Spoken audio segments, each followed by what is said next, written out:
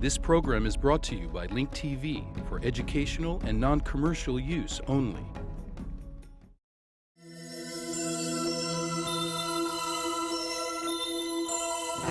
Mosaic, a daily news program from Link TV, presents a selection of news reports from independent and state-controlled broadcasters from throughout the Middle East.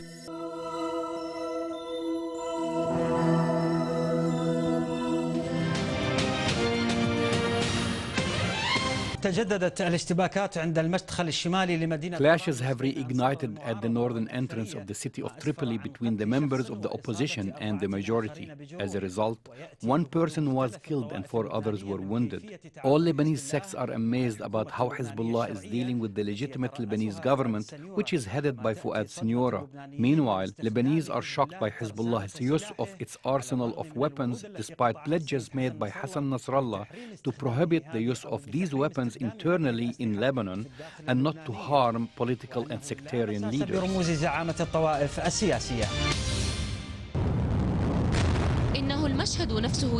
The same scene repeats itself in the mountain areas after taking place in Beirut, Bekaa, and Tripoli, with armed fighters, smoke rising, and the sound of gunshots, explosions, and battlefields. Hezbollah is sending the same message to the head of the Progressive Socialist Party, Walid Jamal, after sending it to MP Saad al-Hariri. After the Socialist Party kidnapped 3 members of Hezbollah, who were all executed, armed clashes erupted between a group belonging to the Socialists and the opposition forces led by Hezbollah. People were killed and wounded in the clashes, which lasted for 2 days and ended yesterday after member Walid Jamal withdrew armed fighters from most of their positions in the village of Alay, surrendering them to the Lebanese army, which implemented a deployment plan that was accompanied by political communications that led to a ceasefire, but without a political agreement. MP Walid Jamal called on Hezbollah Secretary General Hassan Nasrallah not to allow the Druze sect to pay the price for personal vendettas, and hopes that he will cooperate based on the authority that Jamal gave to his political representatives in the mountains, Al-Amir Talal Arsalan. There was a complete ceasefire in all the areas, in Shuf, Alay, or Metnalla. Now there is a plan with General Michel Suleiman, the head of the army. Right now I have the head of intelligence here so that we may discuss the full deployment of the army in the villages and areas in Shuf, Alay, and Metnalla. Before any dialogue, we insist and want a personal pledge from Mr. Hassan Nasrallah in front of the Lebanese and Arab public that he will no longer use weapons in the internal political conflicts in Lebanon.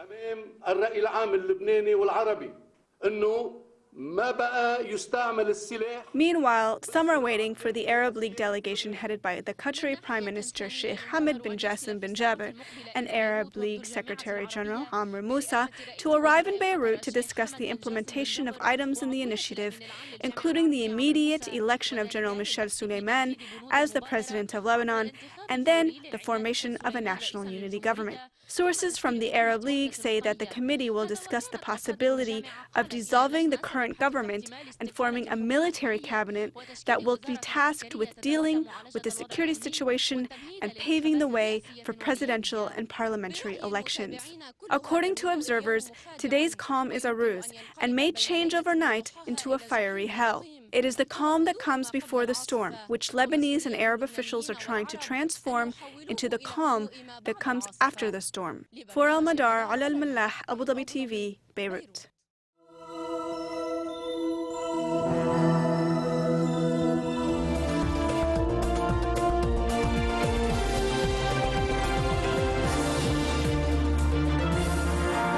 The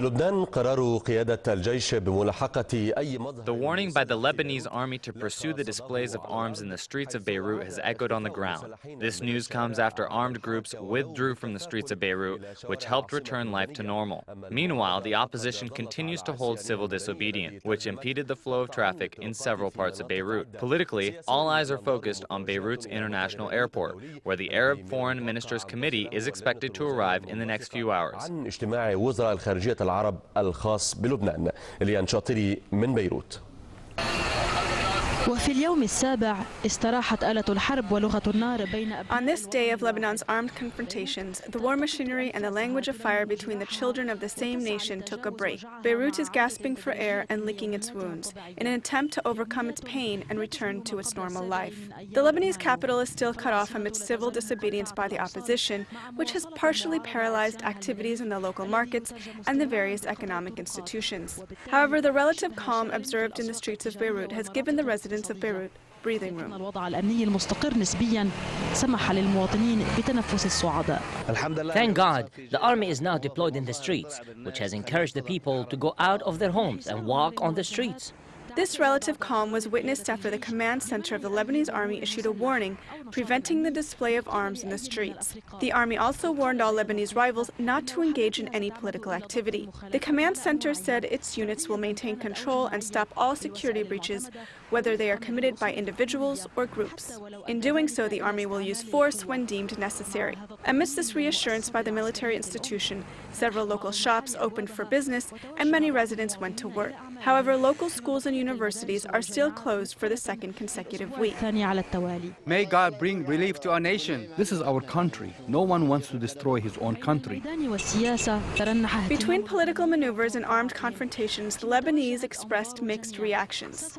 Meanwhile, all eyes are focused on Beirut's airport, awaiting the arrival of the Arab Ministerial Committee, which is trying to contain the crisis. This comes despite the fact that all roads leading to Beirut's airport are still closed. Amidst this cooling-off period and amidst the anxiety and the waiting, the sounds of bullets were silenced and were replaced by the voices of mediation and political maneuvering.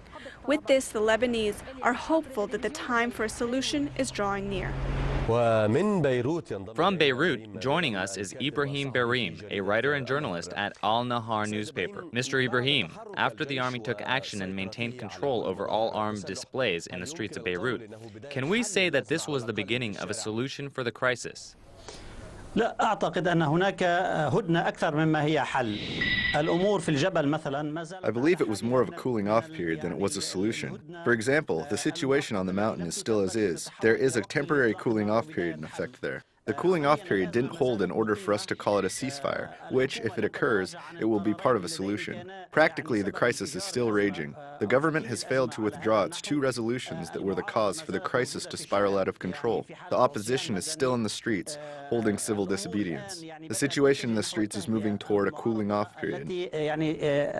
غيرت موازين القوى في الأيام القليلة الماضية. The opposition, which has changed the balance of power during the past few days, issued a declaration that it referred to as a humble message. Through its declaration, the opposition tried to absorb the reactions and bring the situation to calm, at least, at the psychological level. Although it was a clever and intelligent maneuver by the opposition, it doesn't mean that the situation is moving toward a solution. Practically, the opposition halted their fire and stopped their attacks, waiting for a political solution. وثانيا لا يمكن إلا أن تتجاوب المعارضة مع اللجنة الوزارية العربية التي ستطل على لبنان خلال الساعات. In addition, the opposition will have no choice but to deal with the Arab Ministerial Committee that should be arriving in Lebanon during the next few hours. The committee, which is now led by the Qatari foreign minister, is carrying with it a promise to deliver a consensus to Lebanon. To the opposition, the new Arab committee led by the Qatari foreign minister has more guarantees to offer than that was previously led by the Secretary General for the Arab League. نوع من الحل يمكن البناء عليها.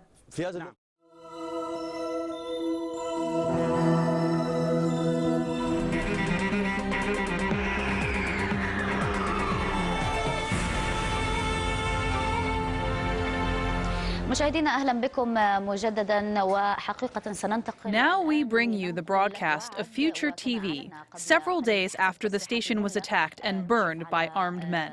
Future Television resumes as promised by its managing director. This broadcast will be shortly accompanied by a speech from Parliament member Saad Al-Hariri. As we are watching now, Future Television has resumed the coverage of events in Lebanon. قريب من الآن وإذا كما مشاهد يبدو أن هناك بدأت التغطية الخاصة ب We are transmitting these images directly from Future Television. The station was forced to stop broadcasting for a few days. As we have said previously, the building of Future Television was attacked last week.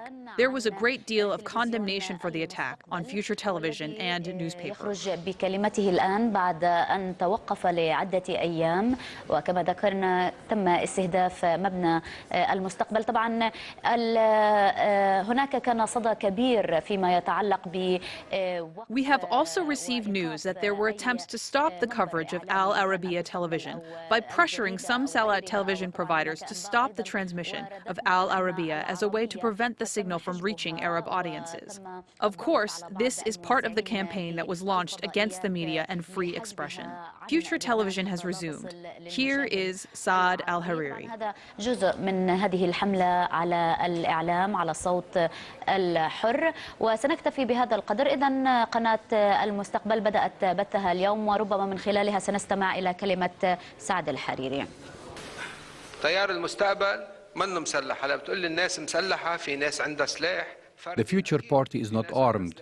You're telling me that the people are armed on individual basis? Of course. People have personal weapons to defend their homes. This is what happened in Beirut. People have to defend their dignity. The decision we have made, which was difficult because we compromised in some areas. But why are we compromising? We are compromising for the sake of national peace. We wanted to avoid bloodshed and ethnic strife. Does Hezbollah realize that the Lebanese do not accept what it did? هل حزب الله واعي إنه بالقرار اللي أخده يعني ما في حدا بلبنان قابل اللي عمله حتى. I'm surprised sometimes when I hear that we are against the Shiite community. No, we are not against the Shiite community and have never been against the Shiite community. Look at what happened today. The Shiite community is our people. They're Lebanese just like us. No one in Lebanon is targeting one community or another. Lebanon can't be based on a system that gives privileges to one community at the expense of another. It's time for us to understand this. It's time for all Lebanese communities to understand that Lebanon can't be based on a system that makes one community stronger than the other, or a system that makes one religious sect stronger than the other. Lebanon can't be built this way. They're happy about what they call victory. They have their televisions, but they closed off the televisions of others. On what basis did they close the televisions of others? Do they want to prevent the others from speaking out? What are they preventing people from saying? You're making people hate Hezbollah. على أي أساس سكرنا تلفزيونات الآخرين؟ عشان نمنعهم يحكوا؟ شو عم تمنع أنت؟ عم تكره الناس بهالحزب. تفضل. التلفزيون المصري. شيخ سعد حسن حجازي التلفزيون المصري. I am Hassan Hijazi from the Egyptian television. Some of the opposition say that the support of Egypt and Saudi Arabia and other moderate Arab states to the Lebanese majority is intangible and that these countries should give it up. Was the support imaginary? If the opposition continues the acts of violence, will your position continue to be the same? أنا بدي أسأل سؤال. نحن دائما بنحكى إنه. Of course, our position will stay the same. I would like to ask a question. Some say that we're supported by Egypt, Saudi Arabia, and others. But these countries are the allies of all the Lebanese. Egypt supports all Lebanon, and Saudi Arabia supports all Lebanon. They do not support one group over the other. Also, Qatar and all the Gulf countries support all the Lebanese. But let me ask you, who does Iran support? Tell me, who does Iran support? Have you ever seen Iran supporting a project in Akkar, Tripoli, or Beirut? These things shouldn't happen. We respect Iran, but Iran must also respect us. Syria also must respect us. نحن بنحترم إيران، بس بنفس الوقت كمان إيران بدها تحترمنا، سوريا بدها تحترمنا.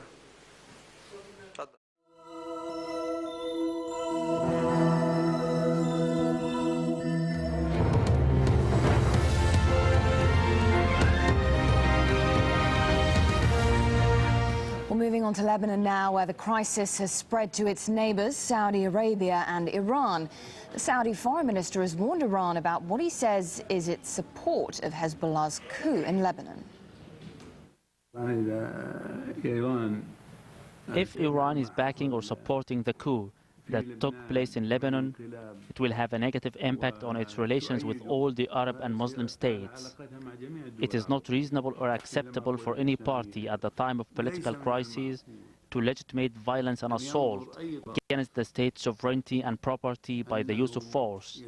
At the end, we should ask ourselves, what crime has the Lebanese government committed? Well, that was the Saudi foreign minister there. The Iranian President Mahmoud Ahmadinejad's been speaking in Tehran also. He's appealed to the U.S. to stop meddling in Lebanon's affairs. It is the war between the people of Lebanon and the America, the expansionism of Mr. Bush. It is quite clear. Almost all Lebanese politicians said, the political groups, we do not have ethnic or religious war. It is the war of the innocent people of Lebanon against Mr. Bush's expansionism. We believe they should not interfere. The solution is, do not interfere in Lebanon. Please understand the resolve of the people of Lebanon. Well, Rula Amin is monitoring the situation from the capital, Beirut. Rula, what's been the reaction there to these accusations and counter-accusations between Iran and Saudi Arabia? Well, here Lebanon is divided. Those who support the pro-government camp accuse Iran and Syria of backing Hezbollah and the opposition in what they call this coup. And the supporters of Hezbollah and the opposition accuse the government of actually serving U.S. and Israeli interests. And it was funny because, today we are hearing from Ahmadinejad accusing the United States and blaming the United States for what's happening here. Last night we heard from President George Bush, who warned Syria and Iran, and he said that the United States and the international community would never allow Lebanon to fall again under foreign domination. Obviously, as we all know, this country has been used by both parties, the Iranians and the U.S., to fight their battles here in Lebanon through their allies here. And whatever takes place in Lebanon, whoever wins in this confrontation in Lebanon will affect regionally in the bigger confrontation between Iran and Syria.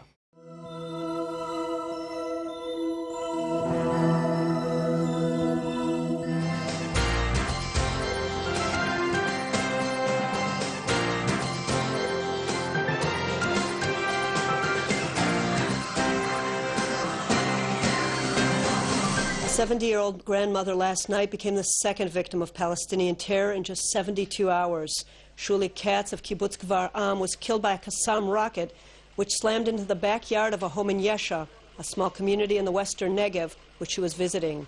The Al-Quds Brigades, the military wing of the Islamic Jihad, claimed responsibility for the deadly attack.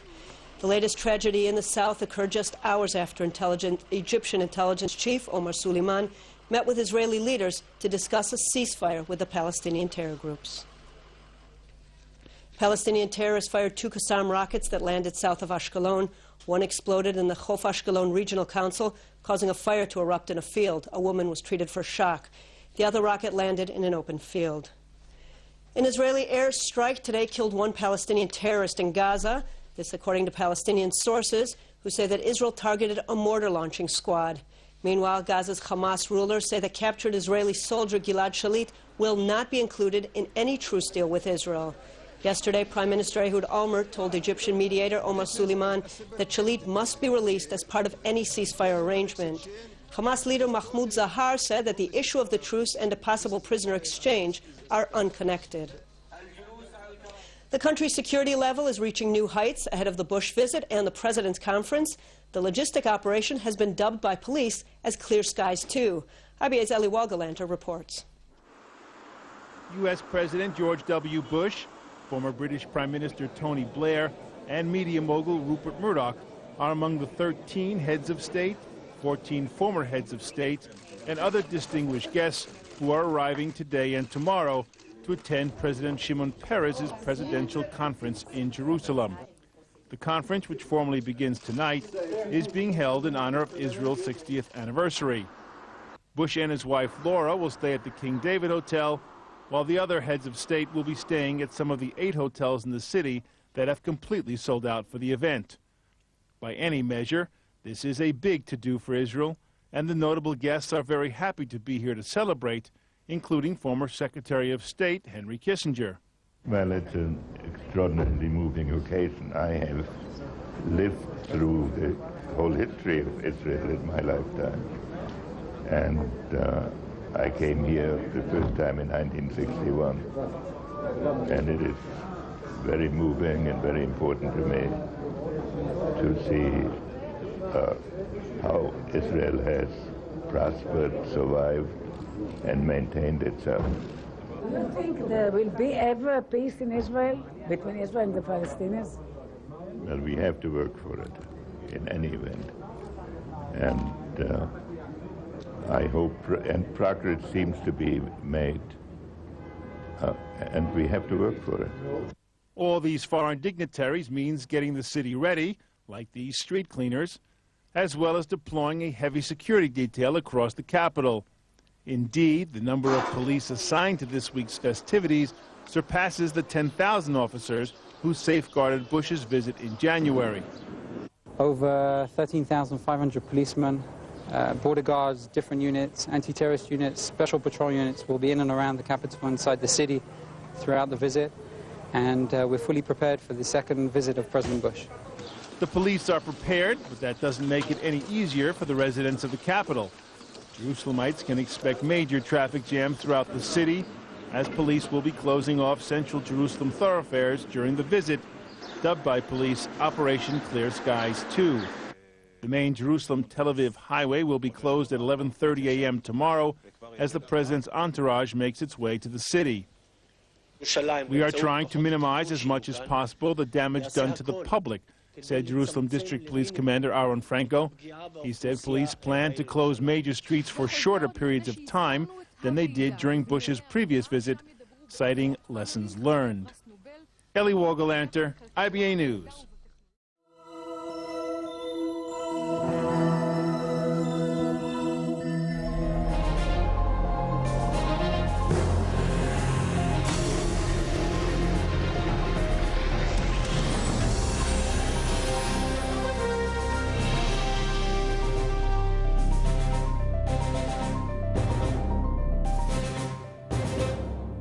The Sudanese parliament listened to a statement by the Ministers of Interior and Defense regarding the latest events of Omdurman. The Sudanese Minister of Defense denied any presence of the leader of the Justice and Equality Movement, Khalil Ibrahim, in Omdurman. He said that the Sudanese authorities are still pursuing him in northwestern Darfur. At this time, Sudan has initiated a complaint to the United Nations Security Council against the government of Chad. Mahjou Fadl, the advisor of the Sudanese president, blamed the international community for being slow to condemn the attack on Omdurman. Amidst scenes of joy and life returning to normal in the capital of Sudan, the authorities have begun to take official and public actions with respect to the consequences of the attack. The Minister of Defense, Abdul Rahim Mohammed Hussein, said that the leader of the Justice and Equality Movement, Khalil Ibrahim, is not present in Khartoum and that he was able to escape to northern Darfur. The authorities said that they monitored a conversation between him and the Chadian authorities, during which he requested a helicopter so that he can be transported to Chad. The legislative bodies in the Sudanese parliament held an emergency session to hear the two statements by the Ministers of the Interior and Defense regarding what happened. Meanwhile, Salih al-Mahdi said that he is calling for a justice trial for those arrested. In New York, the Sudanese ambassador in the United Nations, Abdel Halim Mahmoud, said that the Sudanese initiated a complaint to the Security Council regarding Chad's role in the attack. The press advisor to the Sudanese president, Mahjoub, raised questions about the agenda of the bilateral agreements with Chad. He also wondered why the international community, which rejects terrorism, has not acted to condemn the attack. At the international level, Jan Pronk, the former UN envoy in Sudan, said that the Sudanese government will be more pressured to take the negotiations seriously. Meanwhile, he said that had pressure been placed on the Justice and Equality Party to participate in the negotiations, the attack could have been prevented. Dave Muzarski, from the International Crises Group, said that the attack was a wake-up call and opens the doors that were previously closed. An international source confirmed that this development opens a dangerous door to confrontations between Sudan and Chad, and he criticized what he called the United Nations and the African Union's failure to fulfill its duty as a mediator. They implied that the solution can be reached through international intervention, which Sudan rejects. Hassan al-Turabi, the leader of the Popular Congress Party, accused what he called a faction close to the president for being behind his arrest after the events that took place in Sudan. In a press conference, Turabi clarified that 121 members of the Popular Congress Party were arrested, and only 6 of them have been released. Turabi stressed his opposition to the violence in Darfur and the violence being committed by the opposition. لعل من في السلطة الآن يدركون أن مجرد حصر العنف في دارفور. Those in authority right now know that limiting the conflict, including the strikes and gunfire between the tribes and the resistance movements in Darfur, will not lead to reactions that are only limited to Darfur. However, shells are sometimes launched from Darfur, such as the shell that reached and rocked the entire Sudanese capital, Khartoum.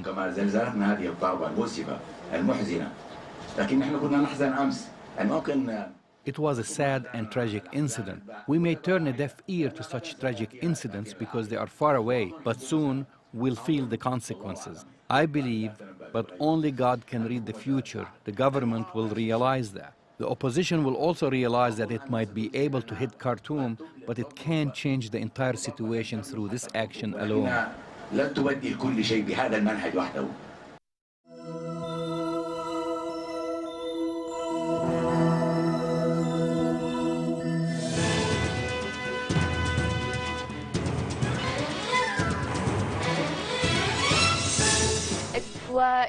A Syrian-French joint archaeological mission working at the site of Ugarit in the province of Latakia has discovered new ancient ruins. This news comes as the season of archaeological exploration started in the ancient city of Ugarit. The Syrian-French joint archaeological mission working at the site of Ugarit began the excavation process in 2 areas. The French team started the excavation process in the southern part of the city near the said bridge along the Dalba River. Weeks after the excavation process started in Ugarit, the French team discovered an old road leading to the city from the south. This news comes a few years after a similar discovery was made in northern Ugarit, in which the archaeological team discovered a bridge and a dam overlooking the Dalba River. The team used geomagnetic underground sound equipment to study the topography and the structure of this ancient city. In addition, excavation works are underway in the temples of Dajani and Baal, where the French mission is trying to confirm the period in which the 2 temples were built. It is, however, believed that the 2 temples had been built sometime in the early Bronze Age, which is considered to be a new discovery for those studying the site. We have carried out excavation works in the Temple of Dajani, which was discovered several years ago. However, it was not until this year that we were able to confirm the prehistoric period in which it was built. The temple was built during the years 2100 to 1600 BC, or in other words, it was built during the early Bronze Age. Several days ago, the Syrian archaeological team began the excavation process in and around the southwestern part of Ugarit near the gate to the royal palace. The objective of this mission is to find the perimeters of the large house that was discovered during previous archaeological studies. The archaeological team will also make other excavations in several historical sites adjacent to the ancient house, which includes a well and a family tomb. With this, the team is trying to study the structure of the historical site and compare it to the general organizational plan of the city. The objective of this project is to try to locate the exterior perimeters of the house. Last year, we located the eastern perimeters, but until now, we don't know where they lead to. We are now working on the southern side of the house.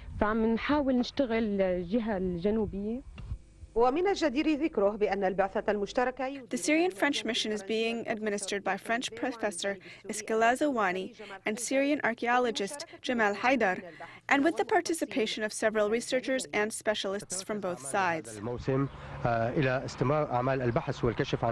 During this archaeological season, we will continue to work to see if the city has any walls or gates. We are now carrying out excavation work inside the house, which was discovered in the southern part of Ugarit. It's believed that the house once belonged to a local leader in Ugarit.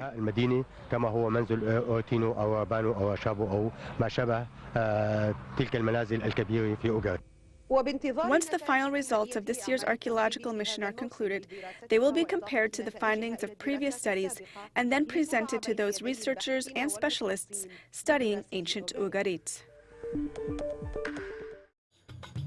Get more news about the Middle East online at linktv.org/Mosaic.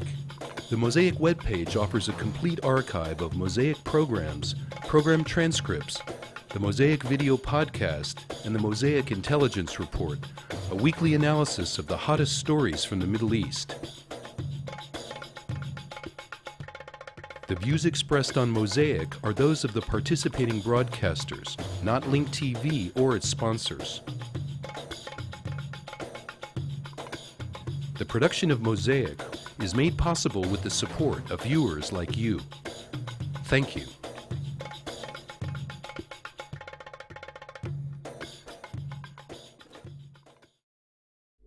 This program was brought to you by Link TV for educational and non-commercial use only. Link TV is the only U.S. television network devoted to global and national news, with uncompromising documentaries and diverse cultural programs. Programs which connect you to the world.